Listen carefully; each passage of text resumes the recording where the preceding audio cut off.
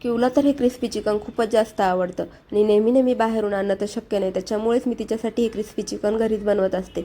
चला तर तीच रेसिपी मी तुमच्यासोबत पण शेअर करणार आहे. त्यासाठीच अर्धा किलो चिकन स्वच्छ धुवून घेतलेलं आहे मी. एक पॅकेट दही घेतलेलं आहे. पाणी काढून घ्यायचं, पूर्ण घट्ट असं दही घ्यायचं. नंतर त्यामध्ये अद्रक लसूणची पेस्ट, लाल तिखट मसाला, घरगुती आपले जे काही मसाले आहेत ते सर्व टाकून घ्यायचे. नंतर त्यामध्ये आपला मटण मसाला, चाट मसाला, ओरिगॅनो, तेल, मीठ, कोथिंबीर, थोडासा टिक्का मसाला, बेसन पीठ हे सर्व टाकून छान मिक्स करून घ्यायचं. एकही थेंब पाण्याचा त्यात टाकायचा नाही. छान असं मिक्स करून घेतलं की त्यामध्ये स्वच्छ धुतलेलं चिकन टाकून घ्यायचं. त्यामध्ये त्याला सर्व लावून घ्यायचं. आपलं मॅरिनेट व्हायला अर्धा ते 1 तासासाठी आपण साईडला ठेवून देणार आहोत. तोपर्यंत आपण आपलं एअर फ्रायर फ्री हीट करून घेणार आहोत. आता इथे माझ्याकडे एअर फ्रायर आहे म्हणून मी एअर फ्रायरचा वापर करते. तुम्ही पॅनमध्येही अगदी सहजपणे तेल टाकून करू शकता.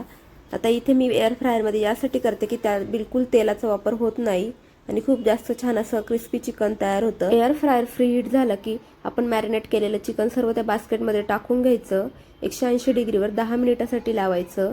बाहेर काढून चेक करायचं आणि पलटून पुन्हा 10 मिनिटासाठी लावून द्यायचं. छान असं आपलं 10 ते 15 मिनिटातच चिकन क्रिस्पी तयार होतं. आजचा मेनू मी चिकन पुलाव आणि क्रिस्पी चिकन तयार केलेलं. आणि क्यूला इतकी घाई झाली होती की क्यू डायरेक्ट किचनपाशी येऊनच उभी राहिली होती. आणि आता मध्यंतरी आपले ब्लॉग येत नव्हते कारण माझी थोडीशी तब्येत खराब होती आणि त्याच दरम्यान माझ्या घरचे पण आले होते. त्यांना आम्ही जेवणासाठी बोलवलेलं होतं, तर तेव्हाचंही थोडंसं काही शूट घेतलेलं आहे. तर आजचा आपला व्हिडिओ आवडला असेल तर लाईक करा, कमेंट करा, शेअर करा, फॉलो करायला विसरू नका. भेटूया उद्याच्या ब्लॉगमध्ये. Bye bye.